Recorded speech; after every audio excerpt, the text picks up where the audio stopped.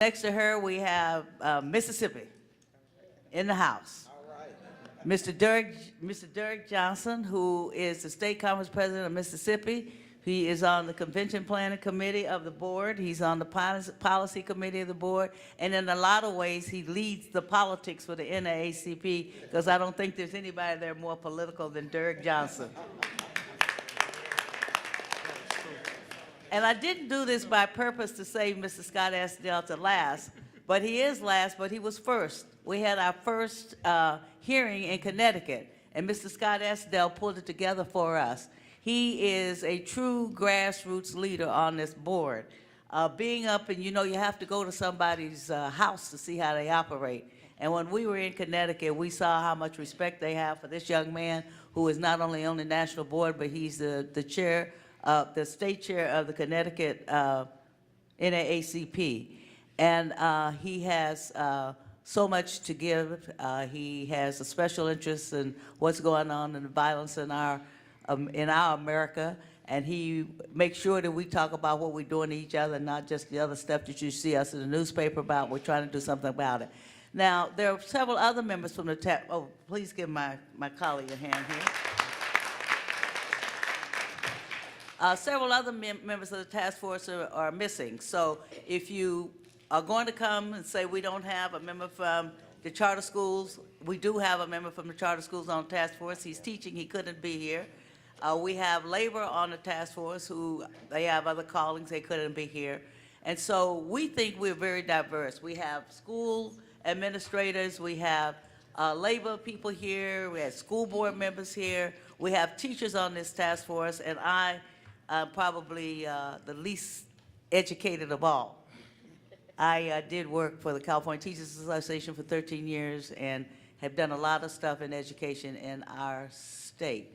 So you see the campaign for excellence in education as our theme. We started out charter school versus public schools.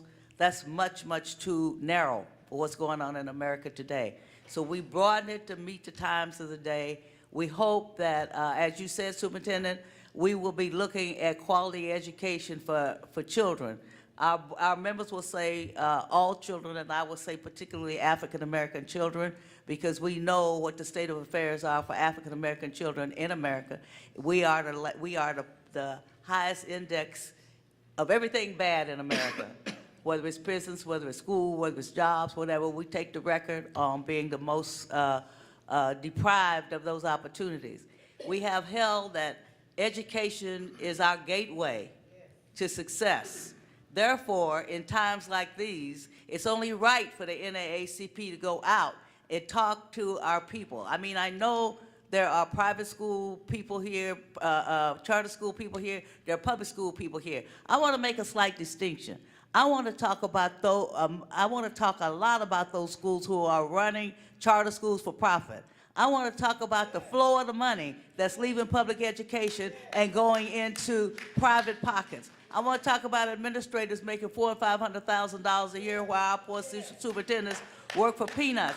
I think we want to talk about what's bad in the public schools too, because we have an obligation to do that. But in this hearing, we're searching for truth.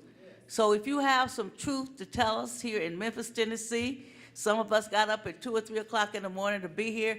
Don't bite your tongues, because we came to listen. It's being recorded, and we really do have an obligation to do something for African-American children in America and what's going down. And what's going down is that if we don't watch out, we'll be out. And so we better get up and get with it, and that's what these hearings are all about. Thank you very much.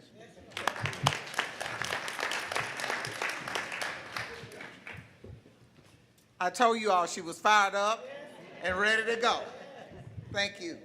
Thank you so much, Ms. Huffman. Excellent job, and you did one of the things I was supposed to do is introduce the panel, and I appreciate that. But let me recognize the Memphis branch brand new presidents. Ms. Deidre Malone, would you stand up? And if you're not a member, you need to be. And then I want to recognize my president, the president of the Brownsville-Haywood County branch, Reverend Felicia Walker.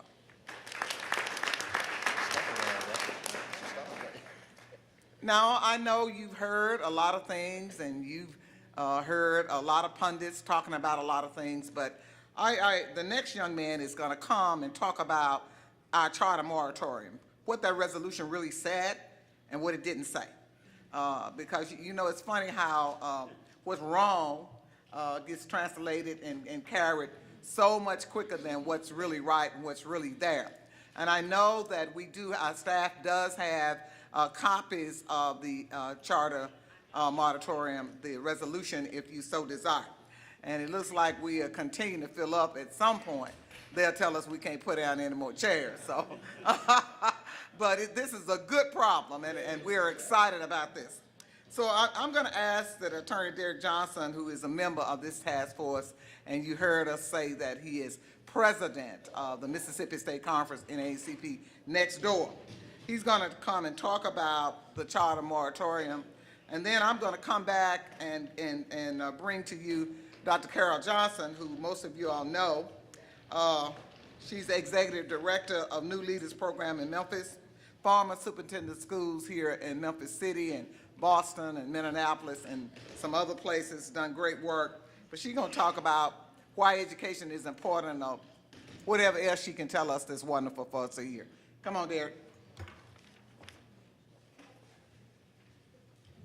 Good evening. Good evening.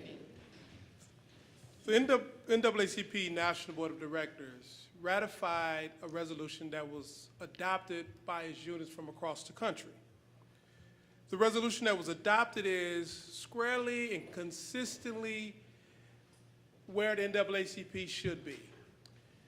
Public education, along with voting rights, have been a cornerstone of the civil rights movement.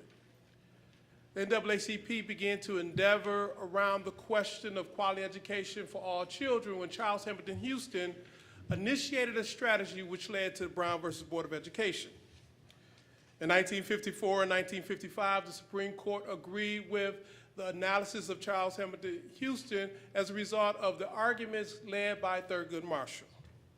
Since that time, the NAACP continued to fight for access to quality education for all children through the 60s, through the 70s with the questions of busing, through the 80s around the question of full compliance with the 54 and 55 school consent order, through the 90s and the 2000s around the question of equity and funding for all districts. We have embarked on a new era in access to public education, one in which the private industry has begun to seek to profitize off education, very similar to what we've seen take place in the 90s around the privatization of prisons. Now, many individuals say, well, that's not the same, that my charter school is doing well, that what we offer is a better option. We only seek to have choice. And all those things may be true. The concern of the NAACP remains the same: access to quality education for all children. And so, by the wisdom of our units from across the country, as a result of the experiences they have begun to see state by state, jurisdiction by jurisdiction, they submitted a resolution that called on a moratorium in the proliferation of charter schools until certain things are addressed. The resolution is not an anti-charter school resolution. The resolution is saying that we need more transparency and accountability in how public tax dollars are utilized in the pursuit of quality education for our children. It reaffirmed a previous resolution around school privatization and the threat to public education. The resolution also addresses the question of diverting depleting funds away from public education and placed in the coffers of private settings. The resolution reaffirms its support for high-quality, free public education. The resolution calls on state and local units to ensure that parents have access to charter advisory boards where they may exist. The resolution seeks legislation to strengthen investigative powers of those advisory boards that oversee charter school because there have been in many states evidence and findings of corruption, waste, and other misuse of public tax dollars intended for the use of public schools. The resolution also asks that NAACP units begin to address the disciplinary exclusionary policies consistent with the U.S. Department of Justice.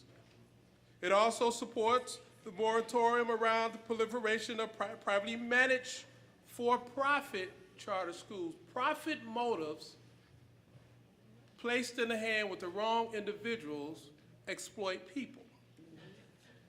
It opposes bills that would weaken the investigative powers of any legislative body from uncovering charter school fraud, corruption, or waste. And we've further reaffirmed our support for legislation and executive action that would strengthen local governance and transparency of charter schools, and in so doing, affirm to protect students and families from exploitive governance practices. By no means are the actions of the NAACP National Board of Directors or the delegates that supported this resolution attack on a parent's choice. It is by all means to ensure that parents and children are not exploited for profit motives. That if we had clear transparency and equalization in standards so that we can compare apples with apples, that when you have a charter school that is